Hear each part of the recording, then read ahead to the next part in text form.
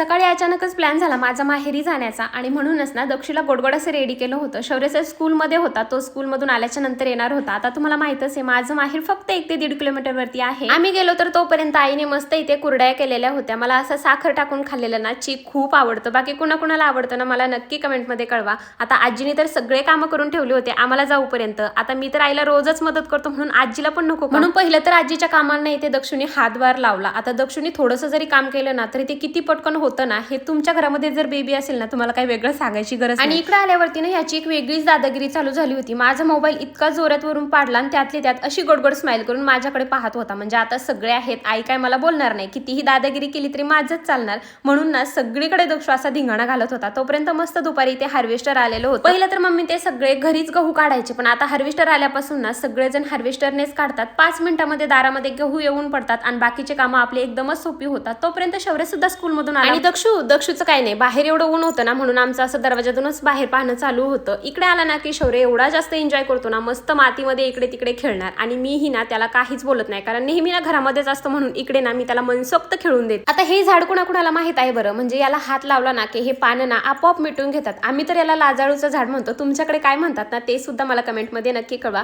संध्याकाळच्या टायमिंगला थोडंसं ऊन कमी झालं ना म्हणून आम्ही फेरफटका मारायला इकडे तिकडे फिरत होतो. माझा शौर्य जेव्हा दक्षूच्या वयाचा होता ना तेव्हा त्याला आम्ही असं शेळीवरती बसवलं होतं आणि तो तेव्हा एवढा जास्त रडला होता, पण दक्षू तो मात्र कशालाच नाही घाबरत. तो प्रणगाडा आम्ही कशालाच नाही घाबरतो. आता इकडे तिकडे खेळून ना एवढे जास्त पाय खराब झाले होते ना म्हणून बाबाचे तर लाड राहिले होते म्हणून बाबा म्हटले चल आपण स्वच्छ वाड्यामध्ये ना तो धुवून येऊ. आणि त्याला पाणी म्हटलं की किती आवडतं बापरे, म्हणजे घरी सुद्धा ना नुसतं पाण्यामध्येच खेळायला लागतं. दिवसभर ना सगळेजण नुसते दक्षूच्याच मागे लागले होते कारण त्याची इतकी गोडगोड अशी मस्ती चालू होती ना. उद्याचा व्हिडिओ तुम्ही नक्की पहा कारण उद्याचा व्हिडिओ ना खूपच जास्त स्पेशल आहे.